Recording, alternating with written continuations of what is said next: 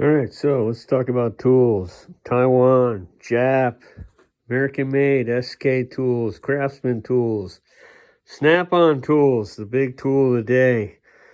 All right, I'm going to be your host here, and I'm a professional block builder. I play with blocks. Yeah, I did. I'm retired. I used to build engines, work in a machine shop, went to Dana Technical School. I learned how to craft my trade, and I did it quite well. Okay, so if you like the content, subscribe, hit the like button. That helped too, you know. But don't tell me how to wear my glasses.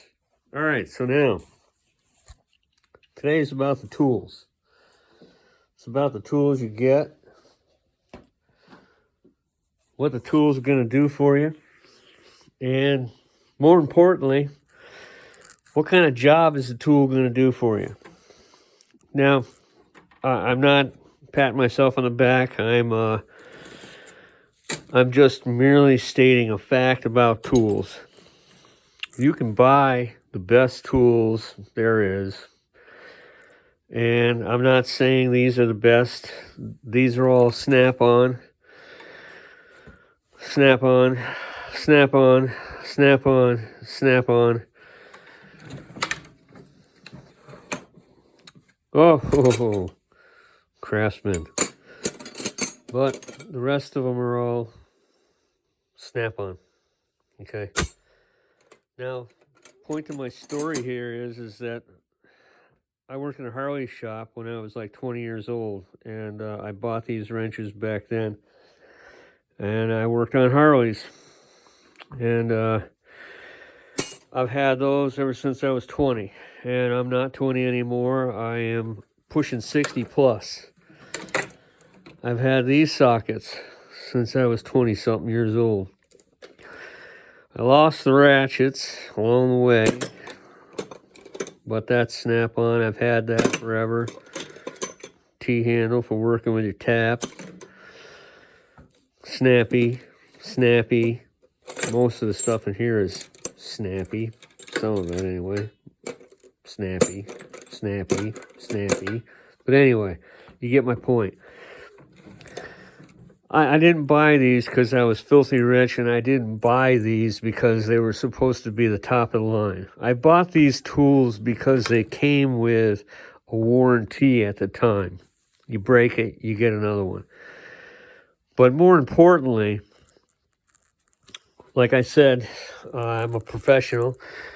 I build engines, and I worked in a Harley shop, several Harley shops, and I was a professional. So I crafted my trade, and what I mean by that is that, and I don't have any Jap stuff to show you, but this is an old cheap Jap socket here. And you can see by looking at that, the corners and everything are pretty well rounded out, beat up and everything, you know. So, I mean, that's what happens when you buy Jap stuff. You know, I'm not knocking Harbor Freight or any of that, but China, those kind of things, you know, they just, they're cheap tools. When you buy those, you're not getting quality like that. You're getting something that's going to wear out, and when you're working on a customer's bike or an engine you're building, and you round off all the nuts and bolts, I mean, for me, when I look at a job, I look at detail. Attention to detail. How bad did you screw it up? How bad does it look when you get done? Does it look like a total nightmare? Okay? I mean, I've had this stuff all my life, you know?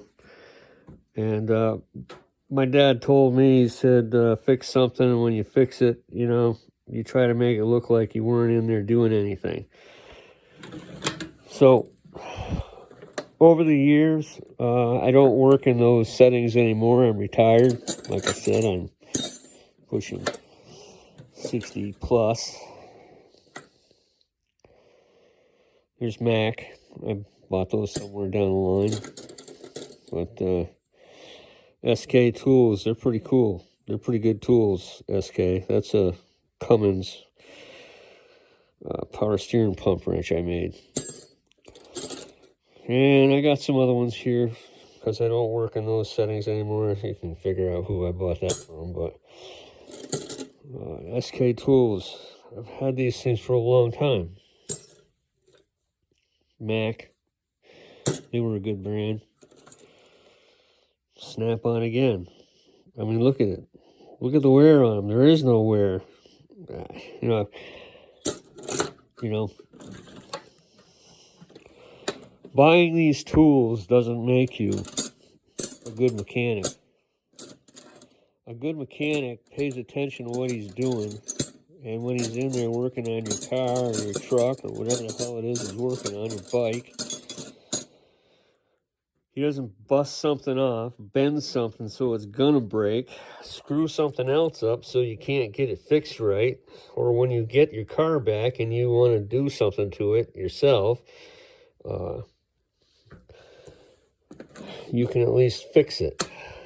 So my point in question was, my point is that, okay, I brought a car to somebody to be fixed because I didn't have a scanner to diagnose it. Now, kid used, this ain't it, but with a small bolt like this, 10 millimeter nut on it. And he took off my VTEC oil pressure switch. And when he tightened it down, he used an electric snap-on wrench. He stretched this bolt so bad, and of course he didn't know that he had broken it, because when I got the car back, they didn't actually fix what the problem was. So I ended up having to take it all apart again myself and figure out what was going on with the car. And when I did that, I used a 1/4 inch ratchet to take those nuts out. And when I did, that part of the bolt stayed in the block. I spent an entire day out here in my garage with my friend, digging that bolt out of the backside of that block in a spot. One of us had to hold a mirror, the other one had to cut a slot in it, and the other one had to try and get it out of there. So we did. My stress level was through the ceiling. And people today working on cars, you can buy all snap-on tools, and you'll look like the most professional person anybody's ever seen. But that ain't it, okay? You gotta know how to tighten things, fix things, and not screw something else up. I mean, the name of the game is to do the job right, not make it more expensive or screw it up on a guy, okay? Persons, whatever. But, so, do you need snap-on tools? Well, for the average guy, maybe not. But I wouldn't buy cheap tools. I wouldn't buy a set from True Value unless it was Craftsman or something with a guarantee.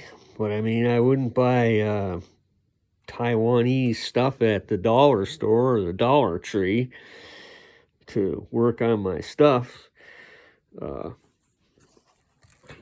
Even these sockets here, these are not snap-on, these are Napa. And I've had these since I was, I don't know, 20-something. And they're still good, pretty good quality sockets. I mean, look at the corner on that. They're still square. I mean, that is the reason why I bought good tools, is because they gotta last, you know?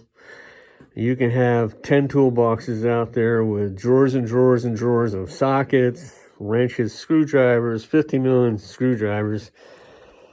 This is what I got. I got a set of screwdrivers there. Some special ones here that I used to use on the Harleys. Snappy, snappy, snappy. But, you know, it's all about the quality of the tool and the quality of the job. If you don't give a fuck about what you're doing, then maybe you really shouldn't be working on other people's stuff, because it's a nightmare. And that's my take on buying quality tools. I don't care if you buy Snap-on. I don't care if you buy SK. I don't care what you buy. But when you get done working on something and you've stripped off all the corners of the nuts and bolts, and then you go to work on it yourself, again, you're going to have more fun, and it's probably going to get rusted, or the next person that works on your stuff, because you can't do it, because you rounded all the nuts off and everything, is going to slap you with a bill, man. I mean, use your head, you know? And like I said, it ain't like I don't work on anything.